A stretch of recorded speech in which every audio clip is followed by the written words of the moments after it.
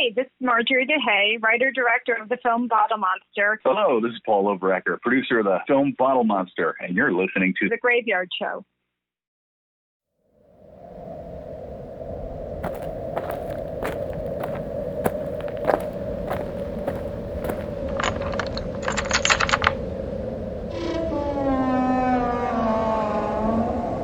Welcome to the Graveyard.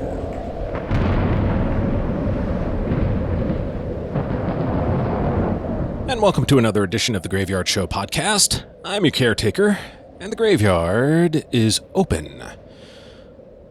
Well, I hope all of you are staying safe, healthy, and sane during these crazy times. Well, come on inside and let's take our minds off of the outside world for just a little while. Because as you heard at the top of the show, I'm going to be joined by Marjorie DeHey and Paul Overacker to discuss their new independent horror film, Bottle Monster, the next evolution of horror. We're going to talk about their film in just a moment. Full disclosure, Paul and I spent some time in the work trenches back in the day, and it's been a while, so it was nice reconnecting with him. I saw that he had produced this horror movie and thought I would reach out to him and have him on the show. And he said he and Marjorie would be happy to join me, so it's great having them both on the program. This is actually going to be my first time meeting Marjorie, and surprisingly enough, we have a common connection. Stay tuned to find out who that might be. It really, truly is a small world. But before I get to all that, it's been quite a busy few weeks here in the Graveyard Show podcast. Since resuming original interviews, I've been hard at work planning and reaching out to people, and the response has been great. I've been banking some new interviews, and just recently I uploaded a new promo for the show that you can find on our YouTube channel, Graveyard Show Podcast. I think you'll get a kick out of it. Currently working on a second promo as well, but I got to calm down a little bit. I think I'm working off of all this adrenaline from getting back into the interview game again. It's been a lot of fun. Plus, I'm one of those people who, when they get the extras on a Blu-ray or on digital, I'm always watching not just the trailers, but I'm a big fan of radio spots and TV spots back in the day. Very effective, and I just love them. So I think that's what's gotten me also in the promo mood. If you'd like to get in touch with the program, you can email me at gyspodcast@gmail.com. gyspodcast@gmail.com. G as in grave, Y as in yard, S as in shoe. gyspodcast@gmail.com. Recently, someone reached out to the program, and it's another independent filmmaker, and he wanted to reach out to say he was a filmmaker, would love to be on the program, and that's going to happen. So that'll be on my next podcast. I'll get into that, though, on the other side of this interview. Speaking of independent filmmakers, the show has always believed in helping out independent filmmakers, getting the word out on their films. It's always been a primary goal of the Graveyard Show podcast. Even back in the day from 2009-10, primary focus was always on independent filmmakers. Because it's hard enough making a movie, but then you try to get that finished product out there into the world for people to see, and that could almost be even harder to some degree. And I'm not just talking about those of you that are here in the United States. I know that there are some of you listening in England, Ireland, Canada, España, Australia. That includes you guys too. Back in the day, I did have people reach out to me from around the world to promote stuff. So please, forums open to you guys as well. Just know that this podcast is every few weeks. So if you have something coming up, get it to me sooner than later, and I'll be more than happy to promote it on the program. Remember, folks, it's free promo. All right, well, as you hear in the background, 2 new graves are being dug. And when you hear that happening in the background, it only means one thing. My guests have arrived. On the other side of this interview, I'm going to let all of you know how you can have a LA movie experience without actually having to be in the City of Angels. In the meantime, it's time to get to work. Listen. Bottle Monster is a new independent horror film about an alcoholic mother and her young son who end up in a strange house where the mother is forced to face her own demons when both are confronted with real-life monsters. Marjorie DeHey is the writer, director, and producer of the film, and Paul Overacker is the producer, DP, and editor of the film, and both of them join me right now in the graveyard. Welcome to the show. Hey, thanks so much for having us. We're really looking forward to this Graveyard podcast. Well, it's great having you both on. Marjorie, I'm going to start with you first. So I've seen the trailers, read the synopsis for the film. It's very intriguing. How did you come up with the storyline for this film? Well, I think that's a really interesting story because I think pretty much everybody has had somebody in their life who has been dependent on alcohol or drugs. And I think, throughout my life, I've had various friends who have been affected. And then having become a mom 8 years ago, you see everything from a little different perspective. So you see friends with kids who are battling addictions. And then I always like to think about, what scares me? It's I think addiction scares everybody. And then monsters scare. I like the traditional creature features, and I feel like horror films have moved away from them a little bit, to do all the ghosts and, things that are spirits, etc. So we wanted to kind of go back to what kind of creature would be really scary, and our creature is actually based on a real-life creature that exists. Oh, really? Yeah, we had an arachnid handler who actually bought witch scorpions, so it was very cool. We had live scorpions on set. Oh, that's always fun. Nothing like having live scorpions just crawling around. It's okay, everybody, watch your step. Yeah, if you see what these things look like, they are extremely, I don't want to say hideous but scary looking. And it's it's a surprise. We got a couple children actor in this film, and it's they I don't want to say they took to it, but the hiker who plays the young child, was pretty scared of it, but the handler was very soothing, and it's sooner or later the hiker started playing with the wood scorpion, I let it crawl over him, and so it's kind of unique. Wow. So what I really enjoy about talking to independent filmmakers is learning how they went about the process.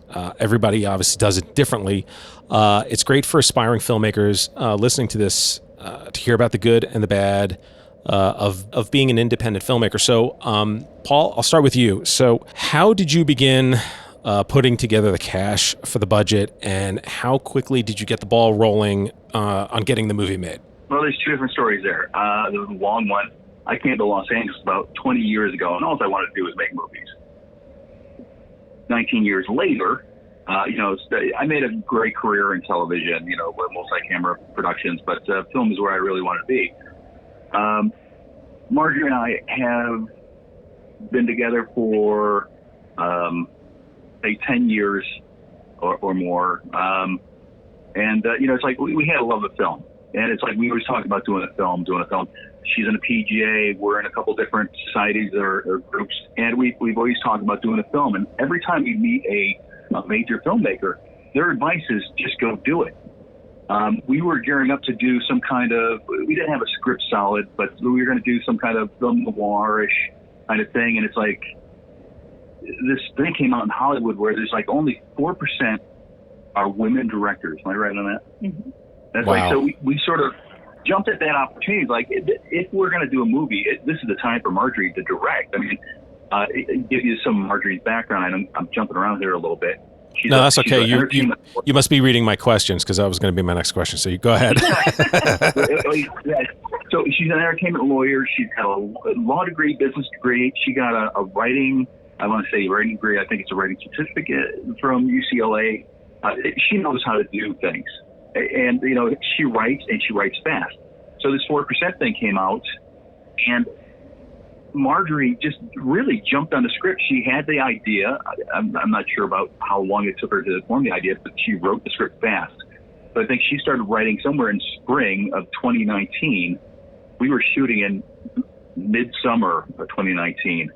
And it's like we were in a rush because I was going back to my staff job for the most part, which is in multi-camera productions, and it's like I can't give that up without knowing how the freelance world is going to be for film. So it's like I'm just opposing that. So we rushed production.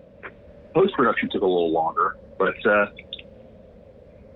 I think I veered off the question. No, that's okay. Because as far as the shooting schedule, so how many days of shooting did you guys do? We originally scheduled for 12. We ended up doing 14. Wow. And how many pages was the script? The script was 92. There's a little kick there too. You know, we wanted to maximize our filming experience. Marjorie wrote 2 separate scripts, sort of tying in, like having similar characters, a similar storyline. But you know, if the monster didn't work out, we were going to go with a psychological thriller, like the alcoholic mother's imagining things. Like, so it's like it could go either way. And we were shooting both scripts. We did run out of time for a psychological thriller, but I mean, there's only like maybe 2-3 days at the most that we would need to do to finish that, and we'll see how this one turns out. Wow, that's incredible. And then for your post schedule, how many days or how many weeks?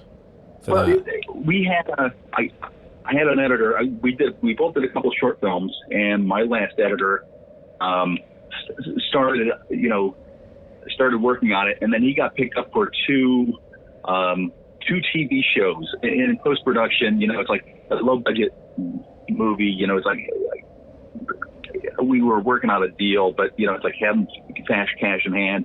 You're going to go for the fast money, bigger money, you know, working on a network TV show. So I lost my editor.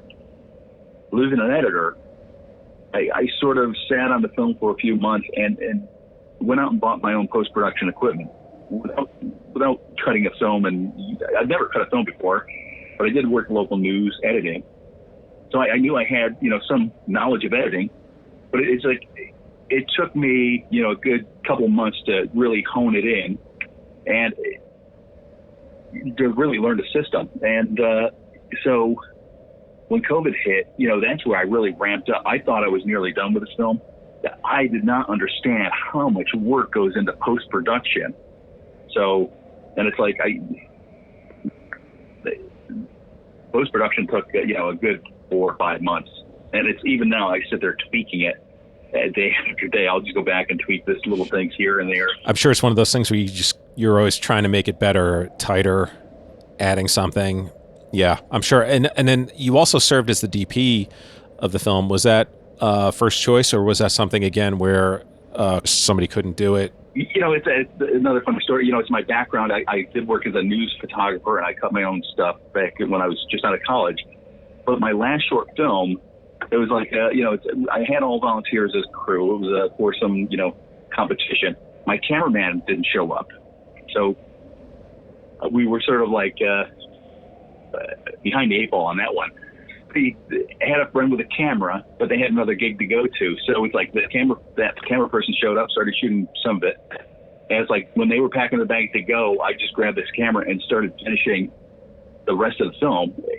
And if I didn't do that, you know, grab the camera and shoot some fast stuff, we wouldn't have had a film at all. So knowing that I could handle the camera again sort of led me to the idea that to cut the, you know, condense the crew so we don't have a large crew coming through. I do some of the heavy work myself. So it's like, not that I could do it. I didn't want to do it. Yeah, kind of. But, you know, it's... Well, what's great is that you have that experience, though, being out and about. And it's one of those things, I think, for young filmmakers listening to this or people who are thinking about getting into the film business, it's these experiences that you have early on where it's like you have to just make things happen because you don't have either enough money or you don't have enough crew or somebody gets sick. And it's like, okay, well, we have no time. We have to make this happen. So somebody pick up a light, somebody pick up a camera, and let's go and do this thing. Marjorie, this is your first feature film. Congratulations.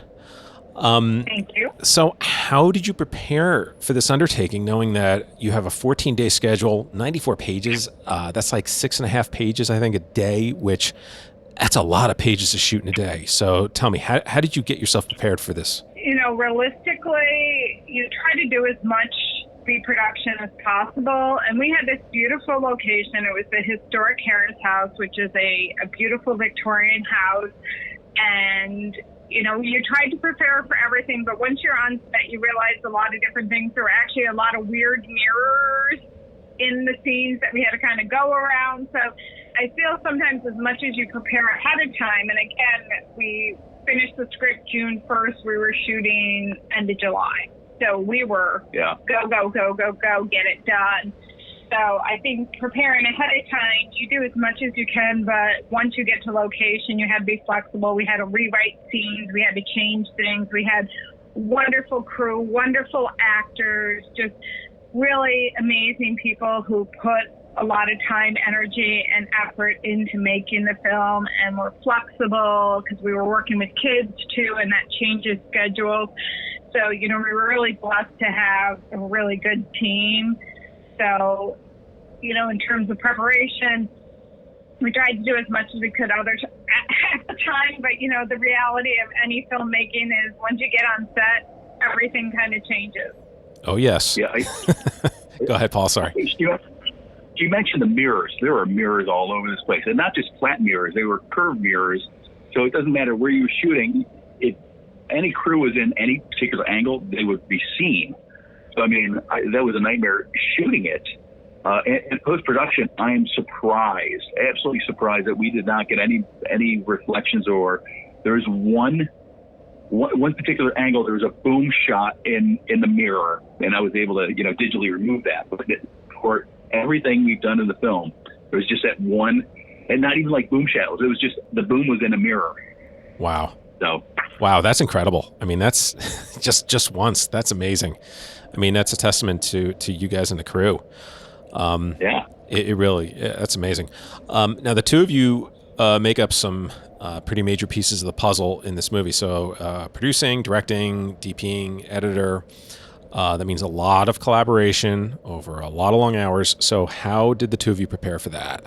I think we've worked on other projects before. So again, does communication's key? Does it always work? No, there's always going to be disagreements when you're actually on set. So I think at the end of the day, we were just both very driven that, you know, we need to move things forward. So we can agree to disagree and get both shots or get the best shot we can. But when you're doing low budget independent, you realize how flexible you have to be to get things done. And I think both of us really stretched our flexibility to get things done. Yeah, absolutely. I mean, it's like we worked together on a couple small films that, you know, sort of like just to test what it would be like. They were basically, you know, two small films, small crew, sort of like this, and we were able to, you know, just work together in the same. I forgot about the TV pilot. We did the TV pilot together, and that was a grueling. It was a grueling 4 days. We did 2 small films. But that's where we really learned to work with each other, even though we've known. We went to high school together, so it's. Well, it was only a few years ago, Paul. It was only a couple of years ago, wasn't that long? Well, for Marjorie, it was like I think 5 years ago. But for me, it was like 20. So, so you know, it's working together. It does help to know the people you're working with. I mean, it becomes your crew becomes family. So knowing how people work is key to making a production go well, or dealing with people's, you know, I don't want to say we didn't have really many issues on this thing, but, you know, if somebody's having a bad day, you know how to deal with it. So, but, you know, as a producer, I could not, it drove me mad that we couldn't go faster. You know, it's like, it was a single camera shoot, that if we had 2 cameras, it was better. But it's like, yeah, you know, Marjorie took the lead. You know, it's like, and she knew the time crunch we were in on everything. So it's like she tweaked the script to the location of what we had and what we needed. But it was really a testament to Marjorie on this whole production. Wow. Marjorie, did you ever find yourself going in one day and going, okay, I have whatever, let's just say, 25 shots that I have to get today. And then all of a sudden, as the day's going on, you're like, well, I have 8 more to go, but I really have to do this in 2. Have you ever find yourself in those moments where you just have to start combining stuff and just start, as the clock is ticking, you kind of have to condense and compromise it all? Oh, absolutely. I mean, we were cutting scenes, and luckily, because I had been the writer, I knew the script inside and out, and I was like, okay, we can cut this scene because it's not going to affect the outcome. And so that I at least could have that flexibility where often if you take somebody else's script, you have to consult with them, et cetera. So I'd be up rewriting till like 3 a.m., get back up at 7 to go on set. And we did cut a scene, which was one of my favorite scenes. And then I was like, we had a little more time one day, and I was like, no, I really want this scene. And it's a beautiful scene between Tammy Bard, who plays the police officer, and the young boy. And it just turned out so wonderfully well. And she didn't want it cut. I didn't want it cut. And we made it happen. And it still is. I'm getting goosebumps right now thinking about it. It was just such a great scene. So, luckily we were able to get most of the scenes that we really loved in the film. Yeah. It's always nice when you can get those back, because it always feels like, because you're racing it against the clock all the time, that it's always about compromise and losing stuff. So to gain something back, I'm sure was very rewarding. And I have to say, we got some killer actors in this thing. Obviously, Willie Ames. You must have heard of Willie Ames. Oh yeah, of course. I mean, I still see him when I hear his name. I still see him from the 8 is Enough Charles in Charge days. Yeah. And because he was a child actor, he worked. I mean, he spoke with Riker, and sort of like this bonding experience was incredible. I mean, they don't have many scenes together in a film, but personally, all set, it's like it was great. We got Emmy Award-winning Kim Estes in there. We got Wayne Walderson, Bob Clendenden. I hope I'm not butchering his name, but it's like Wayne and Bob are 2 classic character actors who've never worked together. And the funny thing is, Bob was saying, it's like he ran into Wayne on an audition. He's like, hey, I think we're working together this summer. It was kind of funny to hear them talk about it. Nice. How did you end up getting them, by the way? We met, Marjorie and I both met Bob at the Carney Awards, which is named after Art Carney. It awards character actors, so people who've played character actors and really brought their characters to life. So you meet a lot of people that are like highly recognizable character actors, and we had met Bob there, who was just amazing. And then Wayne, we reached out to Wayne, and yeah, I know Wayne was in Veep, but it's like I somehow I knew him as Purple Grapes in the Fruit of the Loom commercial. So it's like, that's right. Like he has much speaking role as that, but it's like he's a classic. Yeah, I see him all over the place, and it's like I just had to reach out to him. I mean, it was nice seeing them in the trailer. It was great. It was just like, oh wow. Yeah, they were very fun to work with. So, Marjorie, tell me about getting Billy Prophet to play the mom. How did you wind up casting her in the film? I had actually known Billy for a couple of years, and she had done a lot of acting when she was younger, and just really, I think, brought a lot to the part. She's quite talented, and I think that she had a lot of lines to learn. She was very driven to make it happen. I think her reactions and her emotions and how she portrays a woman who's slowly devolving into alcoholism was just brilliant. So we were really lucky to have her. Yeah, no, she was great. So, and as the director, how much in this situation with her and her character, how much of this, because obviously you're not only the director, you're the writer of it, how much did you get involved with her when it came to portraying it? Or was it one of those things where you gave her the material, she went off, did her preparation, came back and said, okay, I'm ready, and you just kind of let her do her thing?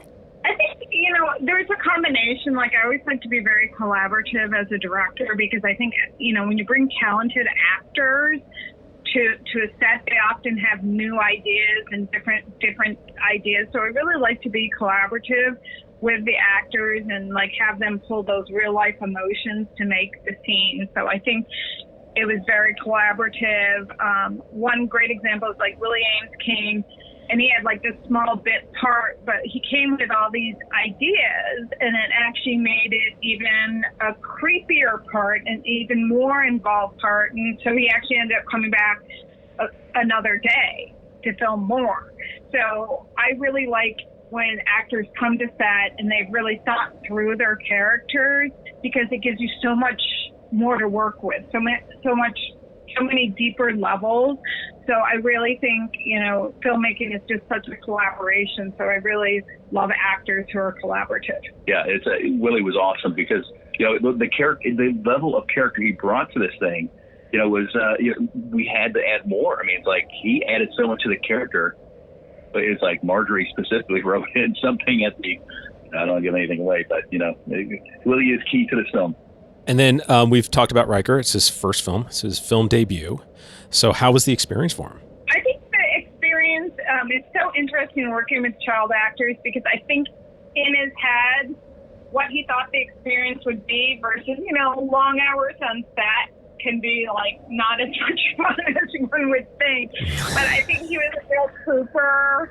And I think there's good days with kids, bad days with kids. So I think overall, he enjoyed the experience. I think, and it's a learning experience. It's like movie sets. Everybody's like, oh, it's so glamorous and fun. But, you've been on sets, you've been in TV. It's like, no, it's like 14-hour days, and it takes a long time to do a 3-minute scene. So I think he was super.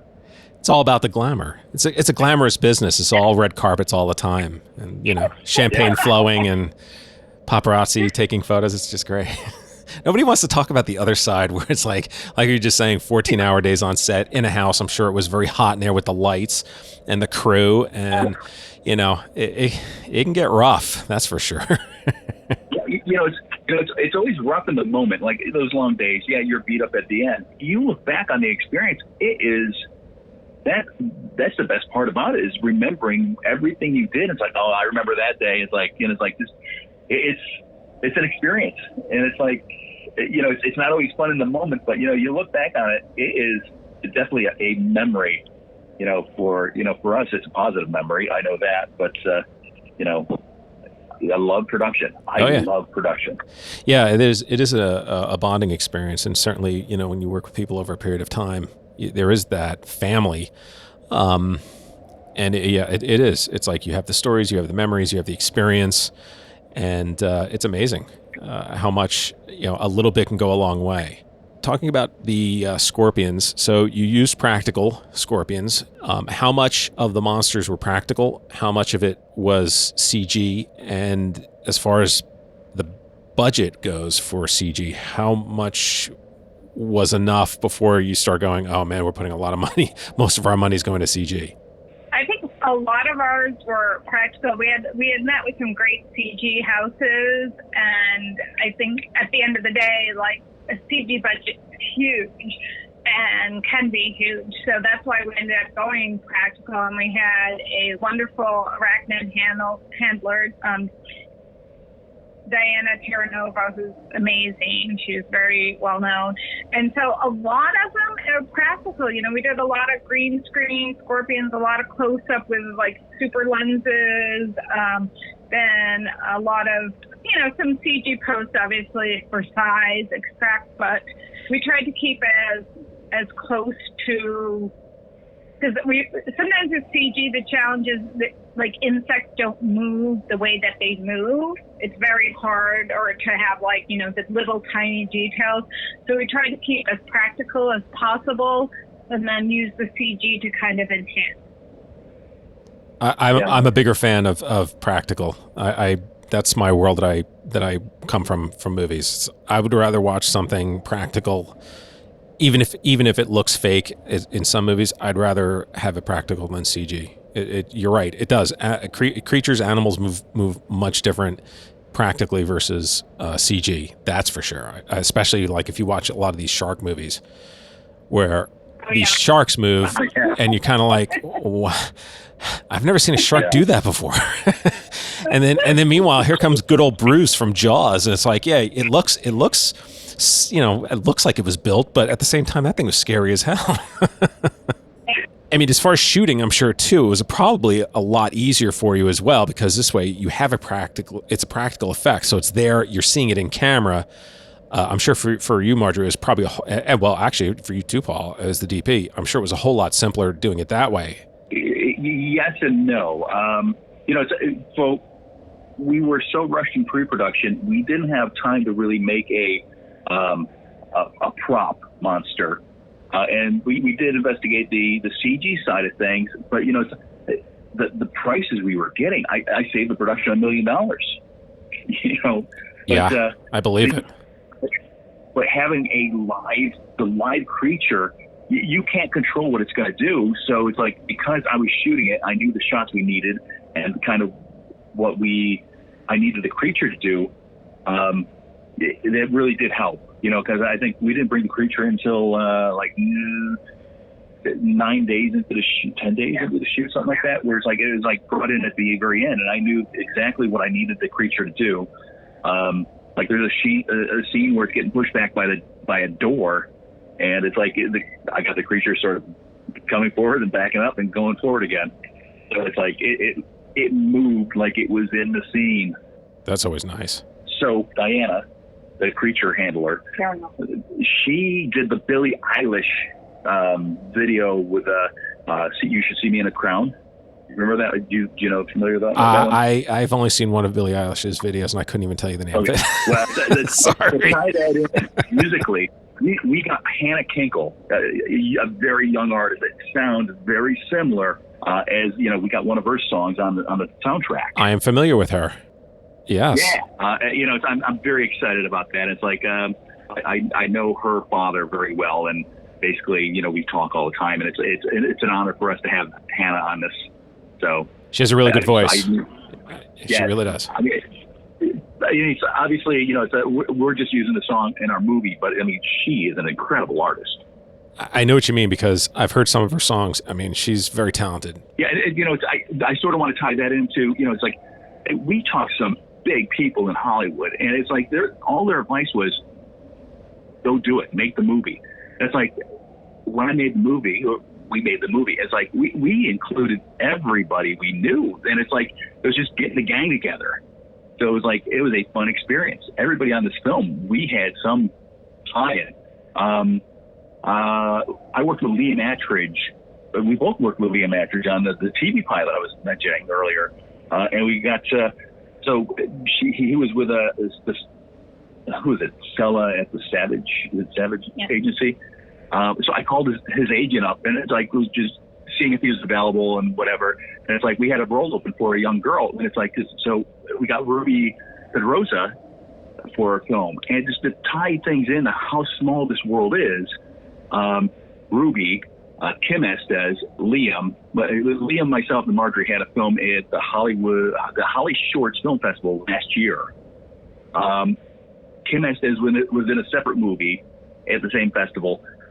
Ruby was in another movie at the same festival. And it was like, it's just amazing how small this world is, on how close these actors are to each other. And when you're working in film, Hollywood is huge, but you run in small circles. I mean, everybody seems to know each other. It is a small industry, that's for sure. It's true, because all of a sudden you can meet a complete stranger and they know 5 people that you know. It's exactly. Very strange.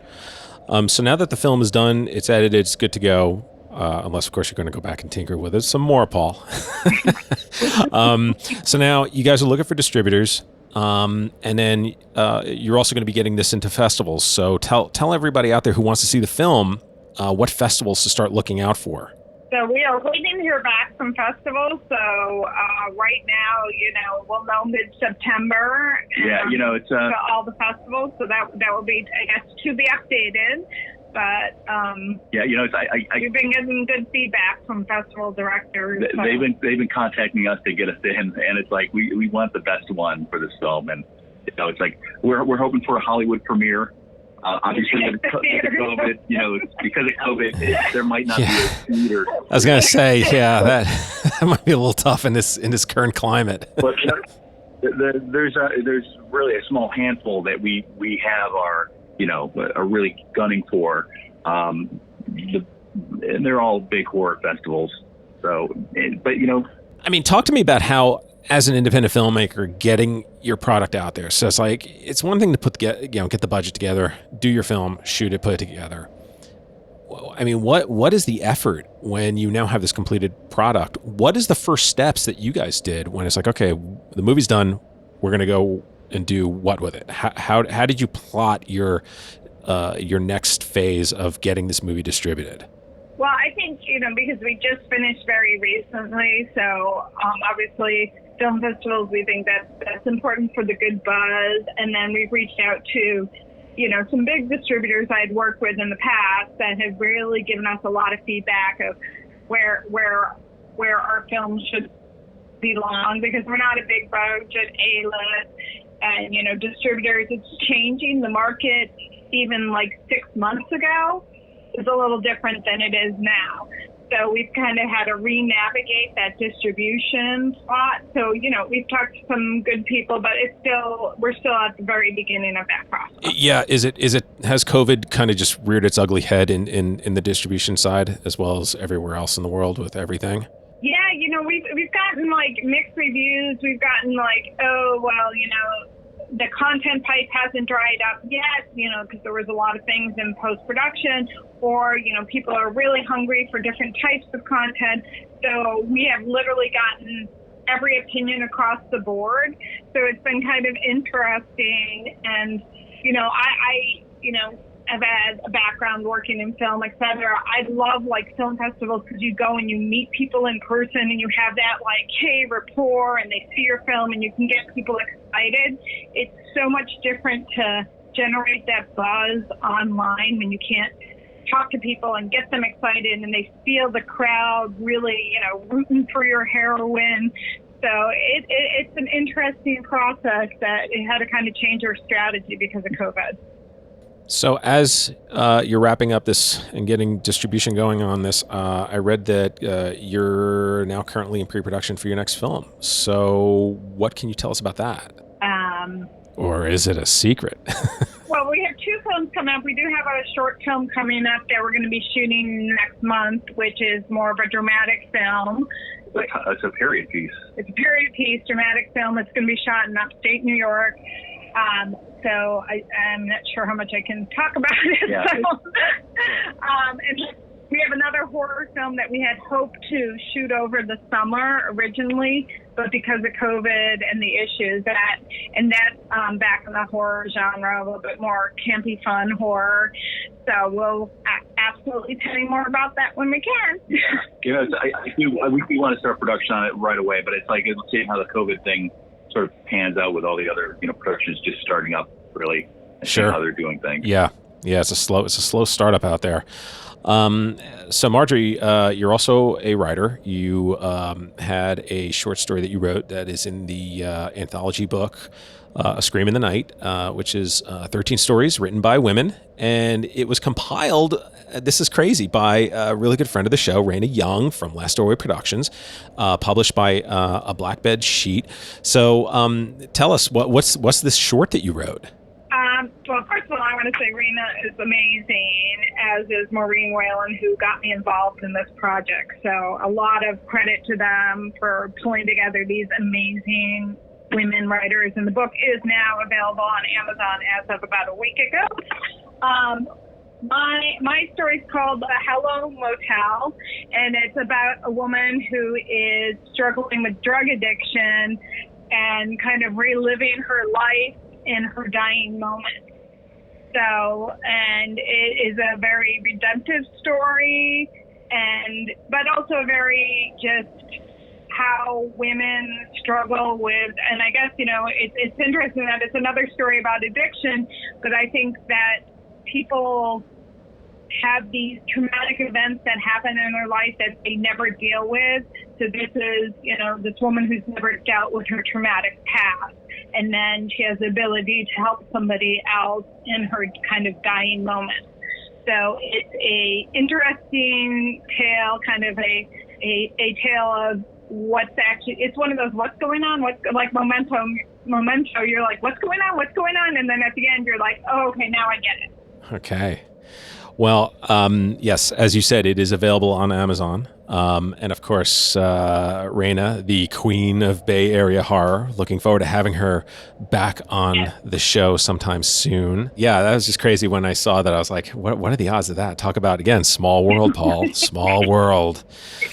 Let's get promotion out there for the film. So Bottle Monsters, the movie, start plugging away. Social media, where can people find trailers, social media stuff? Fire off. Well,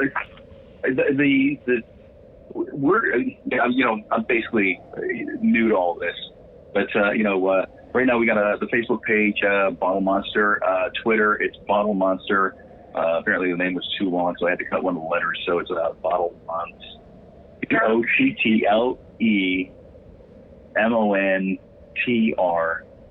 That's for Twitter. Yeah, it's missing the last E. Gotcha. Bottle Monster, you won't be able to miss it. It's like we haven't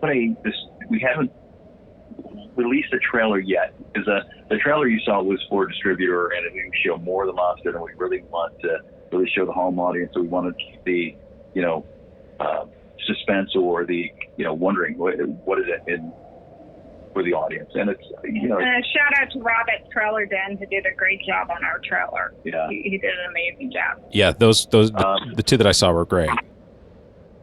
Yeah, so social media, we're on Facebook, it's on Twitter, it's on Instagram, Pinterest. Is it Pinterest? I don't know. But it's like Bottle Monster. And then follow it on IMDb, because we're keeping that up to date. Yeah, excellent. Post stuff. The random stuff is. It'll be interesting. Social media is a pain in the ass, and that's why I don't have it for this show. Because I think my head would explode if I had to do social media every day for this show, on top of trying to do the show, on top of trying to have a life. It would just never work. But I'll tell you this, just having the Facebook page or Twitter page, any news coming out will be going to that, and it's a great way to keep on top of the actors. Anytime the actors are doing stuff, I'll put it on there as well. Even the crew people, we had some of the best crew people on this film too. So if I can give a shout out to a couple of them, like Brian Binkley, who he was essential for all the logistics, an associate producer who did almost everything you can get your hands on there.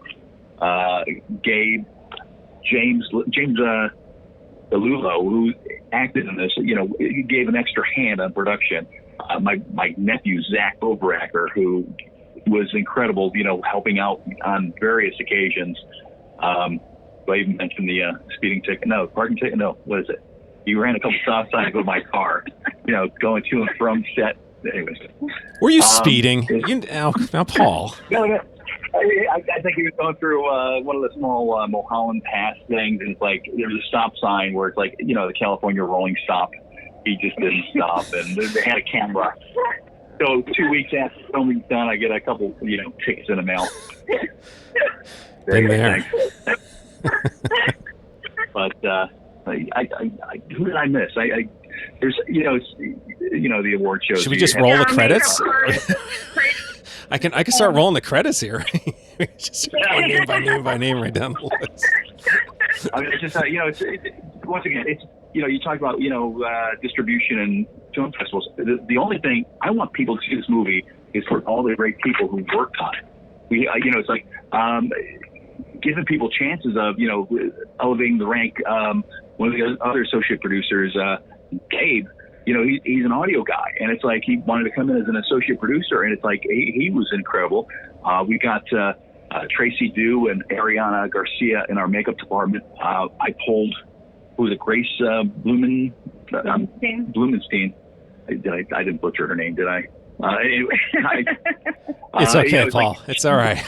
She was in wardrobe, and it's like, she moved down here from Seattle to go to fashion school, and it's like.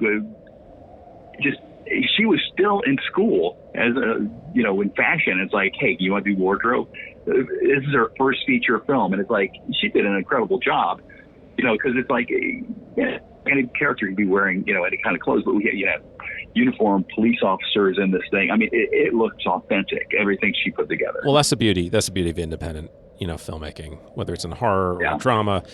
You get an opportunity to do things that you normally wouldn't do, and people get to step up. Like you're saying, students get to come down and work on a film, and next thing you know, it's like, I want to be a makeup artist. Well, okay, well, here you go. Here's your opportunity.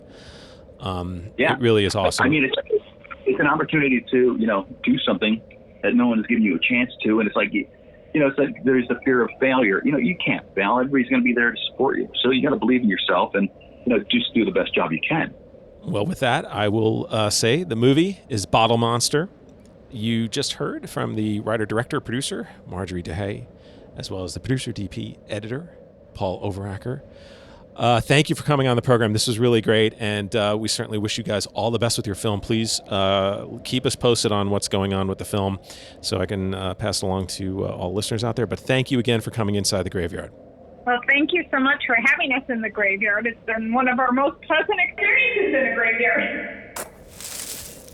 All right, and as I put this interview to rest, I wanted to just mention Paul had reached out, and he said that he forgot to mention one other crew member, and he asked if I could do that for him, and I said no.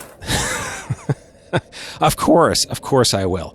Tony Dillastone, I hope I'm pronouncing that right. Tony Dillastone, he's the AD on the film, and you know, we have a fondness for ADs here inside the graveyard. It is a hard job to do, my friends. First AD, second, running set, running base camp, getting information out to the crew. Talk about being in the eye of the storm. So, Tony, well done. And you can blame Paul for not being mentioned. Just kidding, Paul. I'm just kidding. But I do want to thank Marjorie and Paul for being on the program. How ironic that Marjorie knows Raina and Raina knows me. And very quickly, the previous podcast, I had my first original interview with Jay Cheel. That was not the original plan. I was originally going to upload my first interview with Raina Young, because she'd been on the show 3 times back in the day. And things just kind of happened and changed very quickly, and it's just weird. So she will be on here soon. I just have to reach out to her. But of course, Rain, if you're listening, let's connect down the road. It'd be great to have you back on the program. Quickly want to mention, so here in Los Angeles, we have the Hollywood Forever Cemetery, and during the spring, summer, they show movies in the cemetery.